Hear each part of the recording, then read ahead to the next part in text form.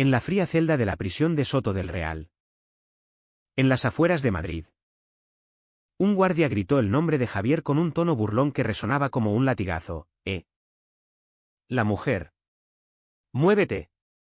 Javier. Con el corazón latiendo desbocado. Se levantó de su litera. Pero en ese instante. Un recluso fornido llamado Marcos se interpuso. Enfrentando al guardia con una mirada desafiante que nadie esperaba. Y lo que siguió fue un puñetazo que derribó al oficial. Desatando un caos que cambiaría sus vidas para siempre. Javier no podía creerlo, él. Que había entrado en esa cárcel por un delito menor amplificado por prejuicios. Ahora era el centro de una revuelta que ponía en jaque todo el sistema penitenciario. Javier Ruiz había crecido en un barrio obrero de Barcelona. Donde las expectativas para un chico como él eran claras: trabajar en la fábrica familiar. Casarse con una chica del vecindario y perpetuar la tradición. Pero desde niño, Javier sentía que no encajaba. Sus gestos suaves, su voz melodiosa y su aversión por los deportes rudos lo convertían en el blanco de bromas crueles. Maricón. Le decían en la escuela. ¿Y en casa? Su padre. Un hombre endurecido por años de trabajo manual. Lo corregía con severidad: sé un hombre. Javier. No me avergüences. Su madre. En cambio, lo protegía en silencio. Pero el peso de la tradición católica y las miradas del barrio lo ahogaban. A los 18 años. Javier se mudó a Madrid buscando libertad. Pero la realidad lo golpeó duro.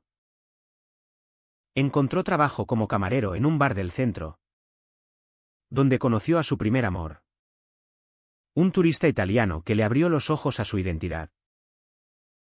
Sin embargo, esa relación fugaz terminó en tragedia cuando, en una discusión pública, Javier fue acusado falsamente de agresión por testigos homófobos. El juicio fue rápido. El juez, influido por estereotipos, lo sentenció a 2 años por alteración del orden público con agravante de conducta desviada. Así entró en prisión, donde el apodo La Mujer se convirtió en su sombra diaria. Los primeros meses fueron un infierno. Los reclusos lo acosaban. Los guardias lo ignoraban o se unían a las burlas. Javier se replegaba en sí mismo, leyendo libros prestados de la biblioteca carcelaria, soñando con una vida fuera de esas rejas. Pensaba en su familia, su padre, que no lo visitaba, y su madre, que venía cada mes con lágrimas en los ojos, susurrando: sé fuerte. Hijo, Dios te entiende. Pero Javier dudaba de ese Dios que permitía tal sufrimiento. ¿Era su orientación sexual un pecado, como le habían inculcado? ¿O simplemente parte de quién era? Las noches eran las peores. Llenas de dudas morales que lo carcomían, debía negar su esencia para sobrevivir. O aferrarse a ella a costa de todo. Entonces apareció Marcos. Alto. Musculoso. Con tatuajes que narraban una vida de calles duras en Sevilla. Marcos era el típico alfa de la prisión, respetado por su fuerza y temido por su temperamento. Había entrado por robo a mano armada. Un delito impulsado por la desesperación tras perder su trabajo en la construcción durante la crisis económica. Marcos provenía de una familia conservadora andaluza, donde los hombres no mostraban debilidad. Su padre, un torero retirado, le había enseñado que la hombría se medía en coraje y conquista de mujeres. Marcos había seguido el guión: novias efímeras, peleas en bares, una vida de machismo impostado. Pero en lo profundo, sentía un vacío que no podía nombrar.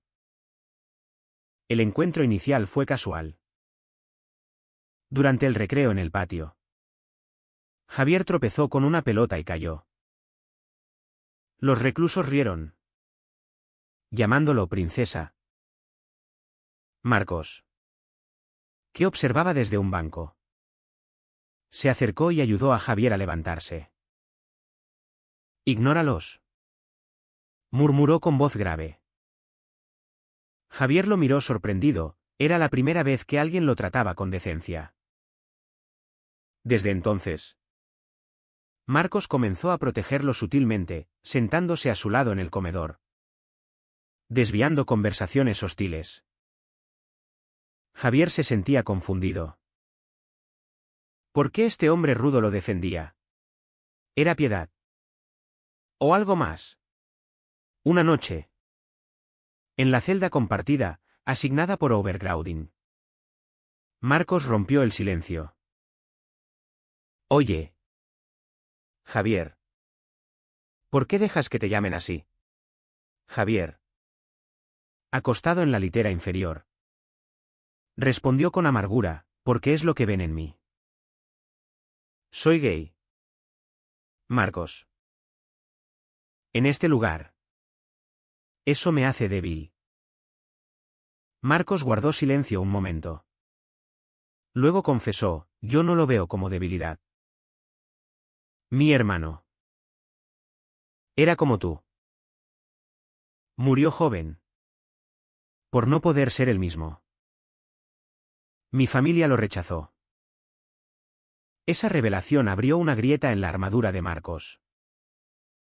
Por primera vez, admitía que su machismo era una fachada para ocultar el dolor por su hermano. ¿A quién había fallado al no defenderlo? La amistad creció en conversaciones nocturnas. Javier compartía sus luchas internas, el conflicto entre su fe católica residual y su identidad. El miedo a decepcionar a su familia. Marcos hablaba de su propia culpa, como su robo no fue solo por dinero, sino por rabia acumulada contra una sociedad que lo obligaba a ser alguien que no era. A veces pienso que si hubiera sido honesto conmigo mismo. Dejaba la frase inconclusa. Javier sentía una atracción creciente, pero la reprimía, en prisión. Cualquier indicio de romance podía ser fatal. El punto de quiebre llegó durante una visita familiar. La madre de Javier llegó con noticias, su padre había enfermado. Y culpaba a Javier por el estrés familiar. Vuelve cambiado. Hijo. Sé el hombre que él espera. Javier salió destrozado, cuestionando si valía la pena luchar por su verdad. Esa noche, le confesó a Marcos, tal vez deba fingir. Casarme. Tener hijos. Como todos. Marcos. Furioso. Lo confrontó, no. Eso te destruiría. Mira lo que le pasó a mi hermano. En un impulso, Marcos lo abrazó. Un gesto prohibido en ese entorno hostil. Javier se tensó. Pero luego se derrumbó en lágrimas. Era el primer contacto humano genuino en meses. Sin embargo, el gesto no pasó desapercibido. Un recluso chismoso lo reportó a un guardia corrupto, quien vio oportunidad para extorsión. Al día siguiente, el guardia confrontó a Javier, la mujer y su protector. Paguen o lo hago público. Marcos. Al enterarse, explotó. En el pasillo, enfrentó al guardia. Y el puñetazo inicial escaló a una pelea que involucró a otros reclusos. El caos resultó en aislamiento para ambos. Pero también en una investigación interna que expuso abusos en la prisión. En aislamiento, Javier reflexionaba sobre el precio de esa defensa. ¿Valía la pena el riesgo? Marcos. En su celda adyacente, gritaba a través de la pared, lo haría de nuevo. Javier. Por ti. Esas palabras encendieron algo en Javier, no solo gratitud, sino un amor incipiente. Pero con él venía el miedo. ¿Podría una relación así sobrevivir en un mundo lleno de prejuicios? Tras el incidente, la prisión bullía de tensiones. Javier y Marcos fueron separados temporalmente. Pero el rumor se extendió como fuego: el Duro de Sevilla defiende a la marica. Para Javier, era una mezcla de alivio y terror. Por un lado, las burlas disminuyeron; por otro, ahora era visto como propiedad de Marcos, lo que intensificaba su conflicto interno. ¿Era amor lo que sentía? ¿O mera dependencia? En sus visitas a la enfermería, por moretones del caos, Javier se cuestionaba: ¿estoy traicionando mi independencia al dejar que me proteja? Marcos, meanwhile, lidiaba con sus demonios. Su acto impulsivo le costó privilegios: no más visitas por un mes. Pensaba en su familia en Sevilla, su madre devota, que rezaba por su redención. Y su padre, que lo visitaba esporádicamente con sermones sobre ser hombre. No seas blando, hijo, le decía. Pero Marcos ya no podía ignorar sus sentimientos. Recordaba a su hermano Pablo, quien se suicidó a los 20 tras ser expulsado de casa por ser gay. Marcos había callado entonces, por cobardía. Ahora, con Javier, veía una chance de redimirse. ¿Pero a qué costo? Admitir atracción por un hombre desafiaba todo su upbringing. Una semana después, los reasignaron a celdas cercanas. En el taller de carpintería, parte del programa de rehabilitación, tuvieron oportunidad de hablar.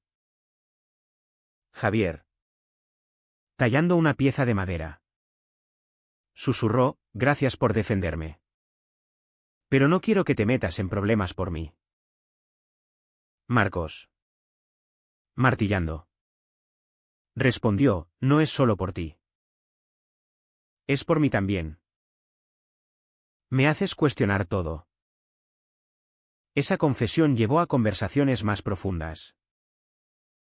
Javier compartió su lucha moral: la Iglesia dice que es pecado. ¿Pero por qué Dios me hizo así? Marcos, ateo declarado, replicó: la sociedad nos impone reglas. El pecado es negar quién eres. La tensión social escalaba.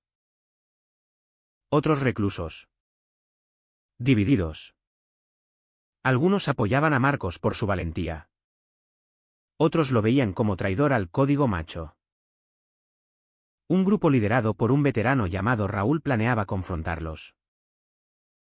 Raúl, homófobo acérrimo, había perdido respeto tras el incidente. Nadie rompe las reglas aquí, gruñía. Javier sentía la presión: debía distanciarse de Marcos para protegerlo. O aferrarse a esta conexión que le daba fuerza. Fuera de prisión, las familias entraban en juego.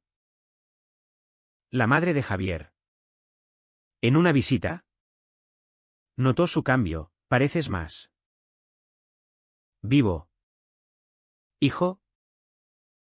Él evadió. Pero ella insistió: sea lo que sea, no lo ocultes más. Tu padre está enfermo. Pero yo te apoyo. Eso avivó su esperanza. Pero también culpa: estaba traicionando a su padre al no corregirse. Para Marcos, una carta de su hermana lo sacudió: papá dice que si sales cambiado, te recibe. Pero sé de Pablo. No repitas el error. Eso lo impulsó a confrontar sus sentimientos. Una noche, en el patio bajo la luna, le dijo a Javier: siento algo por ti. Más que amistad. Javier. Corazón acelerado. Admitió, yo también. Pero ¿y si nos destruye? El beso robado fue breve. Pero electrizante. Un acto de rebelión contra el sistema. Sin embargo, la traición acechaba. Un recluso amigo de Marcos. Celoso de su cambio. Los delató a Raúl. Al día siguiente. En el comedor. Raúl atacó a Javier verbalmente, la mujer corrompió al duro. Marcos intervino. Pero esta vez. El enfrentamiento fue físico. Puños volaron. Sangre salpicó. Javier. Intentando mediar. Resultó herido. En la enfermería. Marcos juró, no dejaré que te toquen. Pero el precio fue alto, extensión de sentencia para Marcos por violencia. Javier. Recuperándose. Enfrentaba un dilema ético, debía testificar a favor de Marcos. Exponiéndose. O callar para proteger su salida próxima. Elegirlo primero significaba admitir su relación. Arriesgando rechazo familiar y social. Su madre. Al enterarse por rumores. Lo visitó, hijo. El amor no es pecado. Pero la sociedad es cruel. Eso lo impulsó a decidir, testificaría. El juicio interno fue tenso. Javier. Temblando. Declaró, Marcos me defendió porque me quiere. Y yo a él. No es debilidad. Es coraje. El escándalo estalló, guardias murmuraban. Reclusos observaban. El director. Conservador. Impuso castigos. Pero también inició una revisión de políticas contra discriminación. Marcos. Agradecido. Le escribió desde aislamiento, tu valor me salvó. Pero la sociedad fuera esperaba. Javier. Cerca de libertad.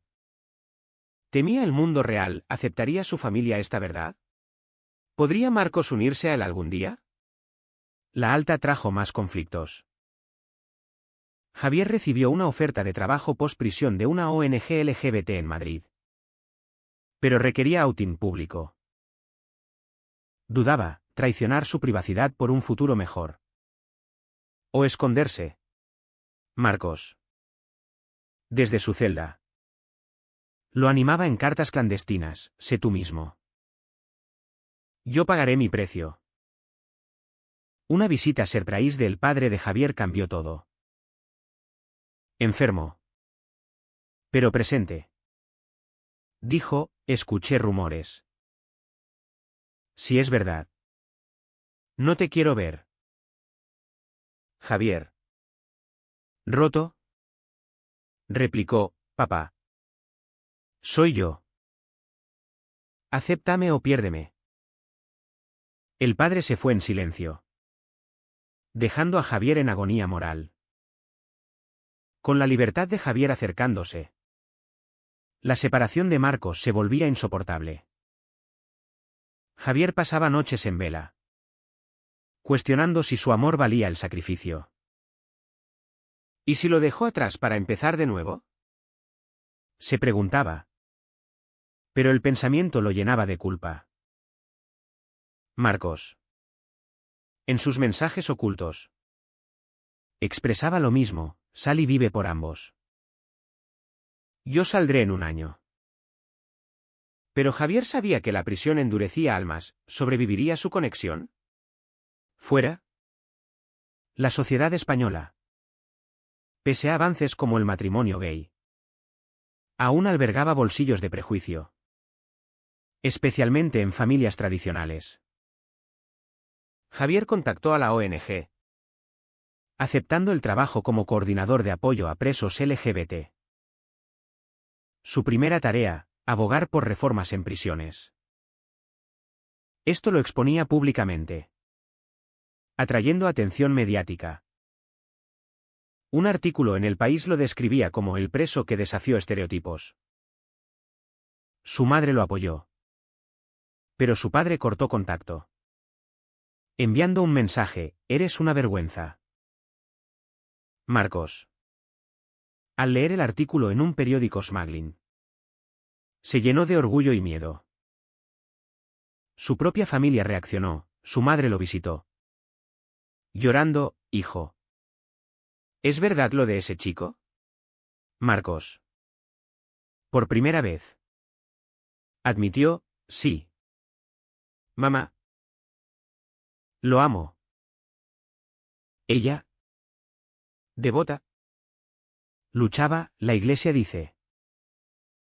Pero eres mi hijo. Esa aceptación parcial fue un bálsamo. Pero su padre lo desheredó verbalmente: no vuelvas a Sevilla. El clímax llegó con una revuelta en prisión, impulsada por el incidente inicial. Reclusos discriminados se unieron, demandando derechos. Marcos lideró, arriesgando más tiempo. Javier, ya libre, testificó externamente, exponiendo abusos. Su declaración: el amor no debería ser castigado. Esto salvó a Marcos de extensión, pero lo marcó como agitador. Libre, Javier se mudó a un apartamento modesto en Madrid, trabajando en la ONG. La soledad lo golpeaba, extrañaba a Marcos. En terapia, exploraba sus traumas, el rechazo paternal, la identidad reprimida. Debo elegir, familia o autenticidad, concluía. Optó por lo segundo, escribiendo una carta a su padre: te quiero, pero no cambiaré. Marcos, aún preso, enfrentaba traiciones internas. Un recluso, fingiendo amistad, lo apuñaló en una pelea orquestada por Raúl. Herido grave, en hospital. Pensó en Javier: valió la pena. Sobrevivió, pero con cicatrices físicas y emocionales. Juró cambiar al salir. Buscaría terapia. Rompería ciclos. Javier visitaba cuando podía, a través de vidrio. Te esperaré, prometía. Pero la realidad social intervenía. Amigos de Javier lo advertían: un ex convicto te arrastrará. Él defendía: el amor es elección, no conveniencia. Un giro inesperado: el padre de Javier, en su lecho de enfermo, lo llamó. Vi tu entrevista, Pablo. Tu tío era gay. Lo negué. Y lo perdí. No quiero perderte. Revelación: el hermano de Marcos no. Pero en Javier, era un tío oculto. No. Error: en la familia de Javier. Quizá. Ajustando, el padre confesó un secreto familiar: un hermano gay rechazado. Eso explicó su rigidez. Reconciliación tentativa: inténtalo entender. Hijo. Marcos salió temprano por buena conducta. En la puerta, Javier lo esperaba. Abrazo emotivo. Pero el mundo real los golpeó: discriminación laboral para Marcos. Prejuicios en el barrio. Decidieron mudarse a Barcelona, cerca de la madre de Javier. Allí, conflictos resurgieron. La familia de Marcos los visitó: confrontación. El padre gritó: traición. Marcos replicó: es amor. Papá. Como Pablo merecía. El padre se fue. Pero la madre quedó. Susurrando, dame tiempo. La pareja enfrentaba decisiones, casarse. ¿Desafiando tradiciones? Javier dudaba por fe, Marcos empujaba. Optaron por convivencia. Pero una traición final, un ex amigo de Marcos filtró su historia a prensa sensacionalista. Titulando Amor gay en prisión, redención o perversión. Eso trajo acoso. Forzándolos a mudarse. En la nueva vida. Javier ascendió en la ONG. Abogando por leyes contra discriminación carcelaria. Marcos encontró trabajo en construcción. Pero con terapia. Exploraba su bisexualidad reprimida. Juntos. Sanaban heridas. Pero el precio era alto, familias fracturadas. Amigos perdidos. Los meses siguientes fueron una prueba de fuego. Javier y Marcos. Viviendo en un pequeño piso en el barrio de Gracia en Barcelona. Navegaban por las aguas turbulentas de una relación nacida en el caos. Javier. Con su trabajo en la ONG. Se convertía en un activista visible. Participando en manifestaciones por derechos LGBT. Pero cada pancarta que sostenía avivaba el conflicto interno, estaba honrando su verdad. O imponiéndola a otros. Marcos. Por su parte. Lidiaba con el estigma de exconvicto. Encontraba empleos temporales. Pero los rechazos constantes lo frustraban. Soy más que mi pasado. Le decía a Javier en noches de insomnio. Una crisis mayor surgió cuando la madre de Marcos enfermó. Él viajó a Sevilla. Enfrentando a su familia. Su padre. Intransigente. Lo acusó, trajiste vergüenza con esa elección. Marcos. Herido. Defendió, es amor. No elección. Como tú elegiste ignorar a Pablo. El padre reveló, Pablo no se suicidó por ser gay. Sino por drogas. Pero sí. Lo rechacé. Verdad parcial. Pero suficiente para una grieta. Marcos volvió con Javier.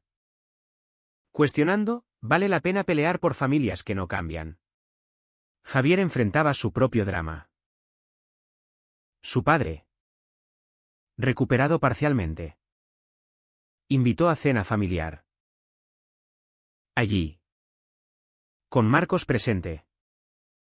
La tensión explotó. El padre intentó, acepto que seas así. Pero no lo muestres. Javier. Furioso. Replicó, no es así. Es quien soy. Y Marcos es parte de mí. La cena terminó en gritos. Con el padre echándolos. La madre me dio, dadle tiempo.